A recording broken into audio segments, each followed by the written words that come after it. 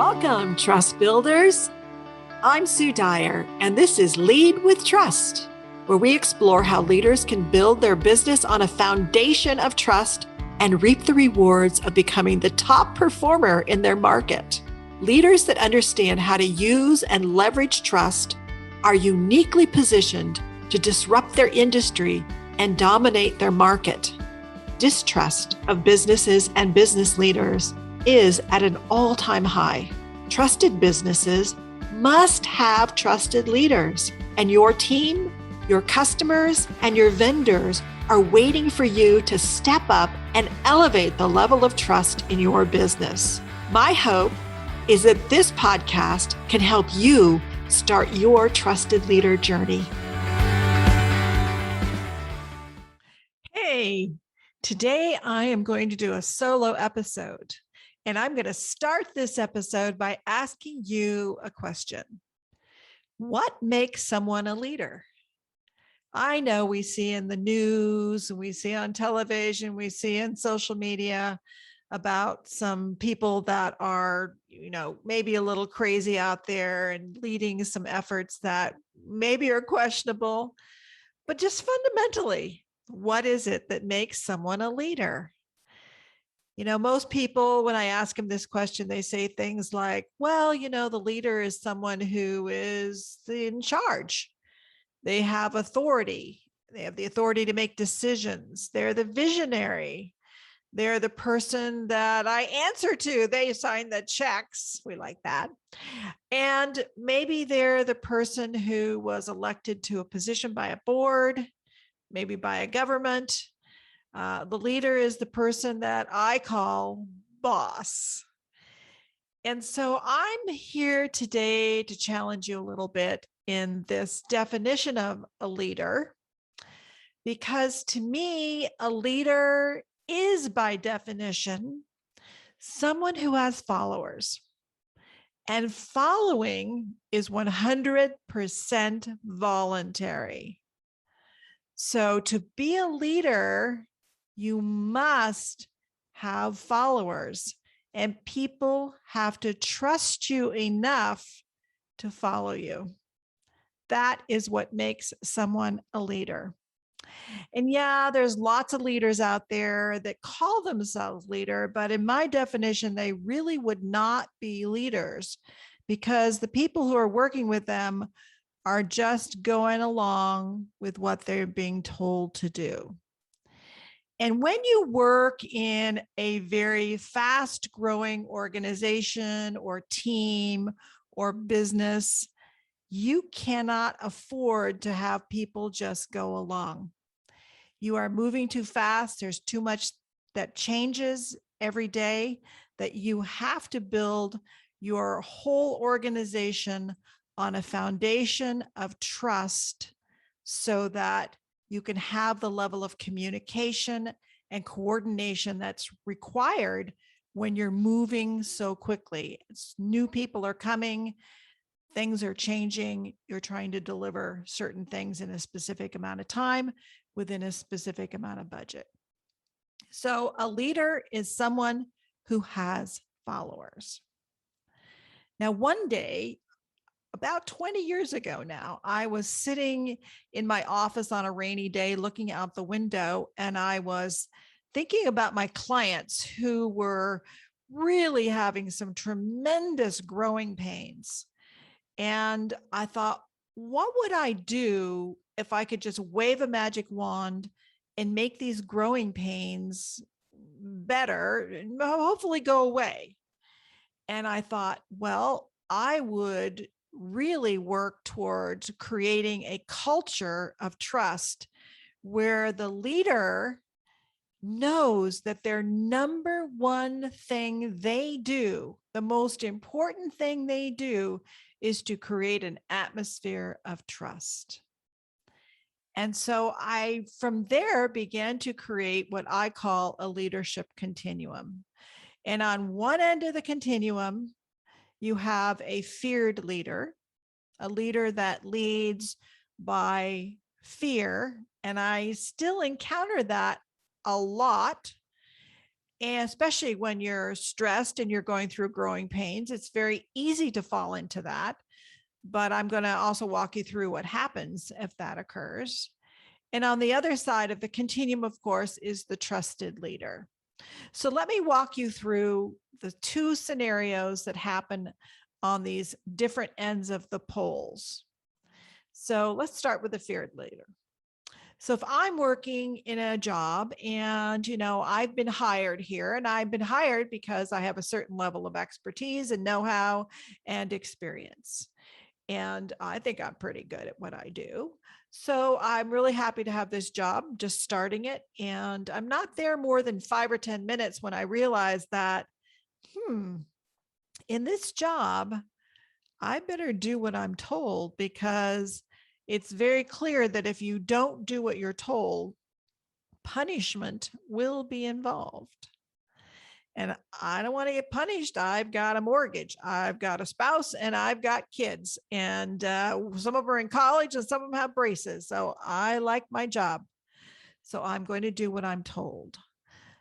But inside, just even a little bit, I feel like, I know what I'm doing, and what I'm being told to do, I don't think is really the best way. It may even not even be a smart thing to do, but I'm going to do it. But I feel as though I'm kind of being forced to do something in a way I wouldn't really choose to do it. So to some extent, sometimes it's a little, sometimes it's a great amount, I feel like I'm being coerced. And so I begin to treat the other people who work for me, telling them what they're supposed to do, because that's the norm. That's how it works here. Everyone is coercing everyone else into doing what it is they want them to do. Now that settles in pretty quickly to where everyone just starts going along. They start complying. You tell me what to do, I'm going to do it. You tell me how much, I'll do that. You tell me not to do something, I'll do that. I'm just going to do whatever I'm told. And so I'm just waiting for my orders, and then I take my orders and I execute on my orders. Teams like this and business leaders will tell me, we don't have good communication. I find all these problems all the time, and my people, they just don't do what they're supposed to do. I just can't understand it. We have meetings, nobody talks, and then I find out there's some big problem. Well, teams like this will tell me, yeah, we don't really need meetings because there's nothing to talk about. Nobody is going to talk up in a meeting and tell somebody something different from what they've been told to do. Nobody is going to bring up an idea. Nobody's certainly going to bring up a problem, because punishment will be involved. So teams like this, their communication becomes very stifled. You will find sometimes you'll have underground communication, and it's usually a bunch of griping. So it doesn't really help anybody. It sort of puts fuel on the fire, so to speak. I hope you're enjoying the show. Sorry to interrupt, but if you're looking to improve any area of your life, one of the first things you'll want to do is to figure out where you are today and where the gaps are, and then really get clear on where you want to go. Visionary leaders need clarity, like human beings need oxygen. It's essential. That's why my team and I put together a great starting point for you on your trusted leader journey. It's called the Trusted Leader Profile, and it will allow you to take charge of the atmosphere in your business by helping you understand your trusted leader style and how you can elevate the level of trust in your business. With understanding, you can make better choices and grow the level of trust and your results. For being a listener to the show, it's 100% complimentary for you to access the profile. All you have to do is go to www.sudyco.com/profile. And Sudyco is SUDYCO. Again, that's www.sudyco.com/profile. www.sudico.com/profile.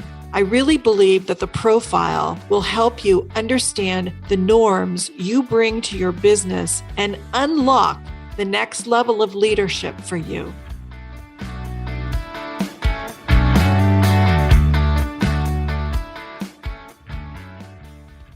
Next thing that happens is that every single organization, team, business, especially if you have growing pains, you're going to encounter some big problem. There's going to be a big challenge that comes up, and you don't know when it's going to happen. You just know it's going to happen. And the team who you've assembled as the leader, they see the problem. They understand the problem. They could probably create 10 ways to solve that problem. But because the team is so rigid, no one steps up. No one talks about it. Nobody brings it up. Nobody works to create a solution. They're just frozen. They're rigid. And so, of course, this leads to the failure of whatever the challenge is. But I have also seen it wipe out the entire business, the entire team, the entire project. It just fails. And I have seen this over and over and over again. And even when I talk to some leaders and I say, well, is fear really working for you? They believe it is. They believe that their people won't do what they want them to do unless they have a punishment mentality. And I'm here to tell you that that is a way to kill your business, particularly if you have growing pains and you are growing rapidly or things are changing quickly. I've seen it literally thousands of times. So I really believe that we need to move along the continuum towards the primary role of a leader is to create a high trust environment, a culture of trust. And so I have the same spouse, the same kids. They're one's in college, one needs braces, and I have the same mortgage. And I just got hired onto a new business. And in this business, I met the leader and some of the team around him. And I thought, I kind of feel like I could trust this person. This feels really good. And so I feel as though I am choosing to be a part of this. I am here by choice. This feels good. And so does everyone else. Everyone else feels like they're choosing to be a part of this. They're choosing to follow. They're choosing to, at least give it a chance. Maybe I don't feel wholly trusting, but I feel like this person's trustworthy and I feel like I could trust. So what happens pretty quickly amongst all the people that you're working with, whether you're on a team or you're working on an initiative or within a department or unit, pretty quickly we begin to feel cohesive, like we're in this, we are together, we are a team. And that cohesion begins to pretty quickly turn into commitment. And commitment, certainly to our leader, we've made that commitment to each other and doing what we need to do to help each other. And I really know that we're there when the team starts saying things like, we're really committed to doing whatever it takes. And so the team is committed. Now, and only now, do you have the mindset, the culture that has been created in this organization or team or project that allows for innovation and creativity to emerge. It's an impossibility before this type of culture exists. But now this team is talking and looking at each problem and trying to come up with ways to resolve it, in coming up with ideas to improve it, And so they do create things. They create things that never have been done before. They do things faster. They do things better. They do extraordinary things. And that leads to the improvement of the entire business, the team, the individuals. Everyone grows, the organization grows. And even though you may be high growth and you have a lot of change happening, you will grow even more because your people are unleashed in their creative methodologies to help you grow. And you will not get the level of chaos that most high growth companies have. Trust will be a foundation that will create a set of norms that will foster innovation and creativity. So I really believe that this trusted leader model is essential if you want to grow. And if you are growing, then you better embed it. And it will lead to really a journey, an extraordinary journey, and different outcomes that you cannot possibly imagine. I also, from this continuum, developed 5 leadership styles along the continuum. So if starting with feared leader, that's the farthest to the left on the continuum. And next to that, not quite as intrinsic and fear driven, is the boss, which is another style. And in the middle is the manager that is very capable. They're very capable manager. They do a good job, but maybe not quite meet expectations. And next to that, right next to the trusted leader, is the good leader. And the good leader is someone who is got a lot of the attributes of being the trusted leader, but not quite to the point where they are really the trusted leader. And finally, of course, the 5th style is the trusted leader.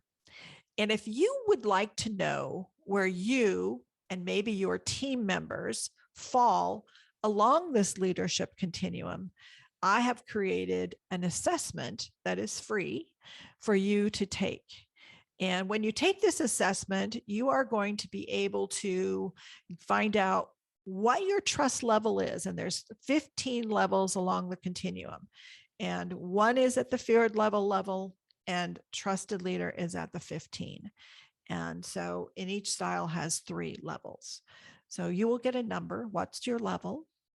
The other thing you're going to get is 2 graphs and really profiles. So the first profile that you get is your primary style. And in your primary style, it is going to show you what is your normal way of leading. And these are really the norms you're creating in your business. The secondary style, which is your perceived style of leading, you are going to see how you perceive your leading in your business.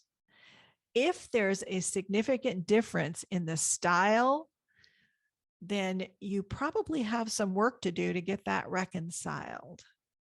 In the instrument, you will also see there's 14 parameters, and you can see, particularly in your primary style, you want to check out that. Where do you fall along the continuum on those 14 parameters? And then there's some other exercises and things for you to do to use this as a measuring tool. So as you start your trusted leader journey, you can take this instrument maybe every 90 days and measure, did I move along? Where did I move along? Now, I think about this instrument as kind of a snapshot in time. It's also can be quite situationally focused and based. So you could have one level of trust when you're in one situation and another in another situation. So you can focus it if you want. It's a great team exercise to do it, because I always think of trust as like a team sport, because trust doesn't exist by itself. It exists between people. And so you could look at that and maybe have more empathy for other people, but also as a team, look at that sport. The goal is to get there to the trusted leader component. So I think it's a great exercise for that as well. So I hope that everyone will go to sudyco.com/profile, SUDYCO/profile. And it's free there for you to take and use. And if you have any questions or feedback, just let me know. And I'll be happy to help you make sure that you're interpreting it in a way that's meaningful for you. That's all for this week. I hope everyone has a great week on your trusted leader journey. Thank you. Hey, I hope you enjoyed today's episode of Lead with Trust, and that wherever you're listening to this podcast, you will subscribe. And if you enjoyed this episode, send it to someone who you think can really use this message that you got today. And also, please leave us a review. Your honest review wherever you listen to your podcasts would be much appreciated. And of course, the more reviews we get, the better they are, the better for the podcast. I'm truly on a mission to get more and more people to understand that trust is the essential element. So I hope you'll be part of that. This show really exists to help you, leaders, to build your business on a foundation of trust so that you can reap the rewards of becoming that top performer in your market. I see over and over where no one can possibly reach the levels of those people that understand how to build a high trust culture in their business. Now, today, if you're really curious about starting your trusted leader journey, you can get started right away if you just take the free Trusted Leader Profile, and you can learn where you fall along the Trusted Leader Continuum. And this really can unlock your confidence on where you are and what you need to do. It's very specific on what you can do. Gives you a snapshot of your leadership style. So if you want to take that, just go to www.sudyco.com and then /profile, and you will get immediate access to the Trusted Leader Profile. Once again, that is www.sudyco.com /profile. All right, that's a wrap. I just can't wait to hang out with you again on our next episode.